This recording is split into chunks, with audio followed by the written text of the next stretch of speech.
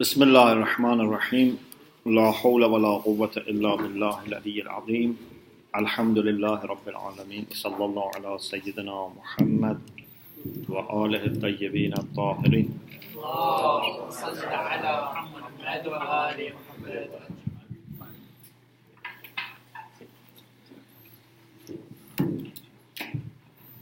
We continue our discussion about Ubudiyya, and then inshallah when that's finished we go to the second issue for today, which is Tawakkul.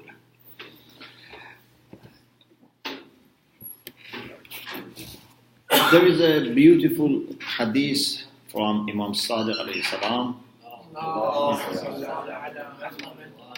and I have cited this hadith from Misbah al-Sharia, which is attributed to Imam Sadiq alayhi salam. The hadith says, Al-ubudiyyatu jawharatun kunhuha ar-rububiyyah. Servitude is a substance whose essence and core is lordship.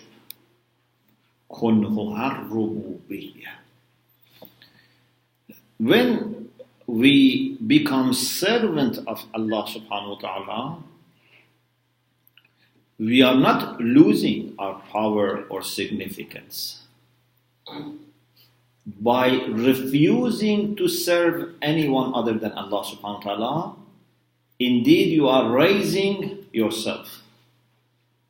Our example is like a person who is servant of an ordinary person, a servant of, for example, a person who has some position, a servant of minister, a servant of, first minister, then a servant of the king. When you become servant of the king, you have raised yourself above all others. There is no one in this world who is no servant. But some people serve themselves. أَفَرَأَيْتَ مَنِ اتَّخَذَ إِلَهَهُ هَوَى. There are people who serve money. There are people who serve fame, position, their political party, their tribe, their sect, their, cult, their gangs. So, people serve different things. But when you refuse to serve anyone except the absolute truth, the absolute beauty, the absolute good, the absolute mercy, the absolute knowledge, the absolute power, which is Allah subhanahu wa ta'ala, it means that you want to say, I have such value that no one can claim my obedience. Amir al-Mu'minin alayhi salam said, لا تكن عبد غيرك قد جعلك الله حرا. Do not be servant of anyone. Allah has made you free. So, to be servant of Allah is the only way to be free. Because Allah is the only one who wants me for myself. He doesn't want me for anything else. Like for example, even parents, sometimes, some parents may have, personal, interest with respect to their children. But normally parents want the best for their children. They don't want anything from them. When they say to their children, you should study, it's not that because they are going to do something for me. We want them to have very good future. When we say you should have good akhlaq, we say you should say prayer, you should fast, it's for themselves. Although you may say this as recommendation or prescription or even instruction, or even sometimes you may command them, sometimes you may discipline them, but all is for themselves. We don't want from our children to come and serve us future, or get more money in future and come give us. We want them to be successful. When Allah subhanahu wa ta'ala and awliyaullah ask us to do something, it's for our own excellence.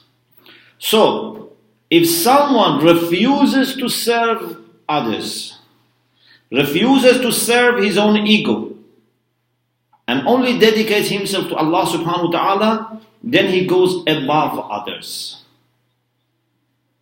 He becomes a person who does not have any worry, who does not have any fear, except with respect to Allah subhanahu wa ta'ala.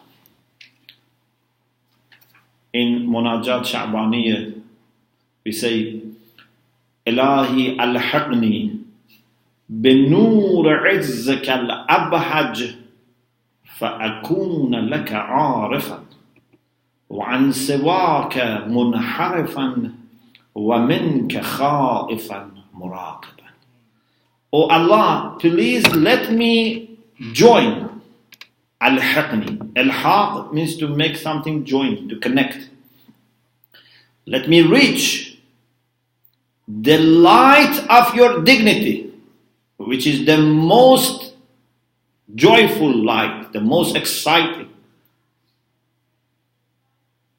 So, when I am connected to that light, فَأَكُونُ لَكَ عَارِفًا, then I become a person who knows you personally, in a very intimate way. وَعَنْ سَوَاكَ مُنْحَرِفًا. When you know Allah subhanahu wa ta'ala in such a personal and intimate way, then anything other than Allah would have no attraction. Munharifa means you would deviate yourself from anything other than Allah subhanahu wa ta'ala. You would ignore them. وَمِنْكَ خَائِفًا مُرَاقِبًا. This is a very beautiful sentence, and I deliberately mentioned this because it explains the meaning of khawf. I want to be fearful and muraqib, to watch myself. So the fear that we have is not the fear that you have when there is an enemy, or there is a thief, or there is a criminal, or even, for example, when you are afraid of, police because you have done something wrong. No. This is the fear of a lover who is worried that may do something that his beloved would be unhappy and would leave him.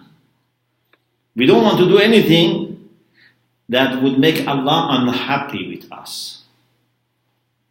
This is the reason for fear for lovers of Allah subhanahu wa ta'ala. Okay, so if you reach this point, then no one can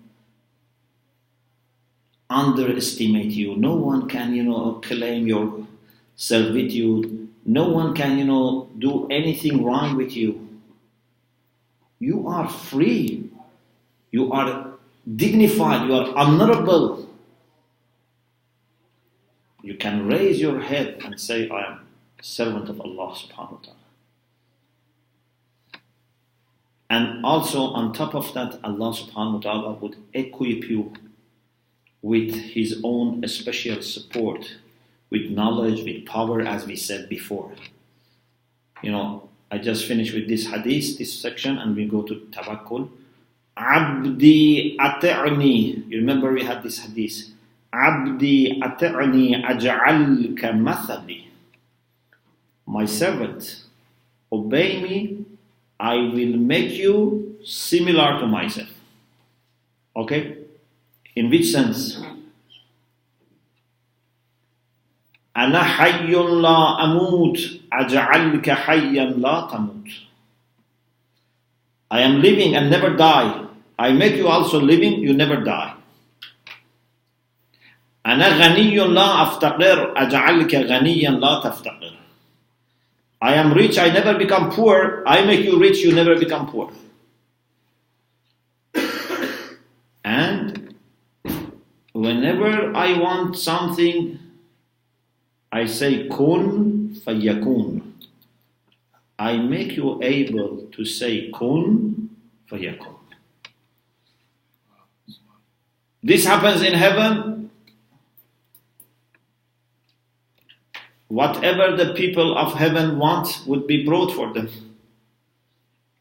Yeah? فِيهَا مَا تَشْتَهِيهِ الْأَنفُسُ لَهُمْ مَا يَشَاءُونَ فِيهَا. So whatever you want in heaven, it comes. But there are people that in dunya also whatever they want happens. So, when we say al-ubudiyyatu jawharatun kunhuha rububiyyah, this is not exaggeration. You can be in the highest position in dunya. Of course, not na'udhu billah, independent from Allah, not na'udhu billah as a kind of arrogance or negative pride. All come with humbleness. Such people are the most humble people. Such people are empty from ego. Okay.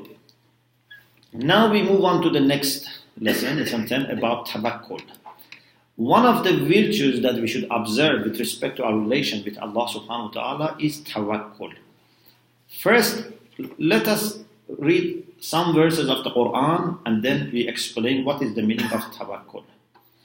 In Surah Al-Imran chapter 3 verse 122, Allah subhanahu wa ta'ala says, وَعَلَى اللَّهِ فَلْيَتَوَكَّلِ الْمُؤْمِنُونَ. Only on God we should do tawakkul. We should put our trust only in God. It's possible to understand from this ayah that tawakkul is one of the requirements of Iman. Yeah, because it's وَعَلَى اللَّهِ فَلْيَتَوَكَّلِ الْمُؤْمِنُونَ. Don't trust anyone other than Allah and put your trust only in Allah subhanahu wa ta'ala. Or in Surah Ma'idah, verse 23, chapter 5, verse 23, وَعَلَى اللَّهِ فَتَوَكَّلُوا إِن كُنْتُم مُؤْمِنِينَ. This makes it even clearer. In God only put your trust if you are believers. So, don't put your trust in other people or other things, and put your trust only in God. So you have to be, it's like La ilaha illallah. Yeah, so there is a negation and affirmation. You cannot trust your memory. Say, for example, my memory is very good. Sometimes you see people with good memory make mistakes. Sometimes a dua that you have been reading for years, you take the microphone in the masjid and you want to read the dua, you forget. Don't trust your memory. Don't trust your intelligence. Don't trust your skills. Say, I am very skillful, I can give lectures, very easily. Then you see, you make big mistake. You cannot trust your health. You cannot trust your money. You cannot trust your children. You cannot trust anything except Allah subhanahu wa ta'ala. So, mu'mineen should know this better than anyone else. عَلَى اللَّهِ فَتَوَكَّلُوا إِن كُنْتُم مُؤْمِنِينَ. The other ayah is ayah 2 of chapter 8. إِنَّمَا الْمُؤْمِنُونَ. Allah is describing who are the mu'minun, who are the true believers. الَّذِينَ إِذَا ذُكِرَ اللَّهُ وَجِلَتْ قُلُوبُهُم. Those that when Allah subhanahu wa ta'ala is mentioned or remembered, their hearts tremble, their hearts become very humble. وَإِذَا تُلِيَتْ عَلَيْهِمْ آيَاتُهُ. And when his communications, his verses, his communications are recited, زَادَتْهُمْ إِيمَانًا. It would increase their iman. وَعَلَى رَبِّهِمْ يَتَوَكَّلُونَ. And they put their trust in their Lord. Okay. So now let's see what is tawakkul. That as a requirement of faith we should consider, should observe. Tawakkul comes from wakala, yakalu, wakala. We have wakil, for example. We have tawkil. When you leave something to someone, when you delegate a task to someone, then that person becomes your wakil. Okay, like an agent, someone on your representative, someone that on your behalf can do something. Tawakkul means that for doing something important, for doing something significant, you would ask Allah subhanahu wa ta'ala to help by undertaking that work. It's different from tawkil. So it's not that I say to Allah, you do it. It's different from tafwiz, that I delegate to Him. But it means that I ask Him to get involved and help me. Okay? For example, you are a farmer. To have good harvest, you have to do many things. But you may do all the things and still rain doesn't come, for example. Or, I don't know, some, disease may come. You do your best. You don't say, because I am putting my trust in God, then I go and sleep. Or, I don't prepare the ground. Or I don't use, good seeds. I don't, give water. No. You do your best. But there are many things that are not in your control. You ask Allah subhanahu wa ta'ala to take this task of looking after other things on your behalf. It's like a kind of distribution of tasks. You say to Allah, I do my best, but there is a limit in what I can do. So please you take care of the rest. So this is why I say, do your best and leave to Allah the rest. But the rest, not everything. Do your best. If someone studies for exam, has been attending classes, taking notes, doing homework, studying, then can do also tawakkul. Can ask Allah subhanahu wa ta'ala to help him, because maybe exam would be too difficult. Maybe, all of a sudden I forget something. Maybe my mind would be distracted. My attention would be distracted. We need help of Allah subhanahu wa ta'ala. But if I say, I have Allah subhanahu wa ta'ala, so I don't study.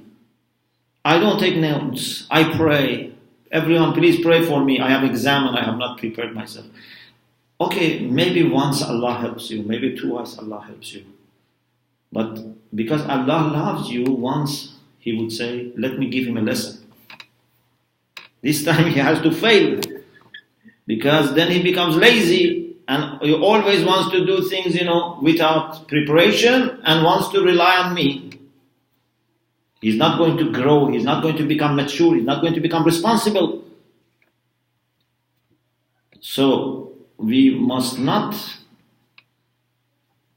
expect that Allah subhanahu wa ta'ala all the time come and rescue us. Yes, you do your best, then Allah would come and help you. Now, there is a question here. What is the power of tawakkul? How much you can gain through tawakkul? The answer is there is no limit in what you can get from tawakkul. If you have done your best, so you have exhausted yourself, then expect that Allah would also may do His best. But if Allah does His best, there is no limit. So it's up to Him how much to help you. There are many factors. Your interest, other people's interest, the whole system. There are many things to consider, but don't say to yourself, there is a little thing, for example, that can come from tawakkul. It can be up to mu'jizah. Tawakkul can bring the power and support of Allah so much that no one can cope with it. No one can compete with you.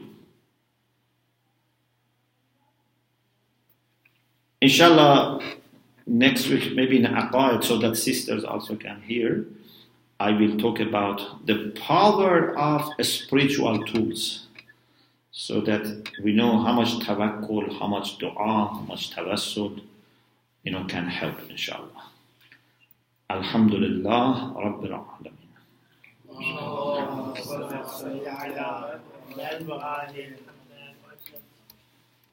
Take a couple of questions.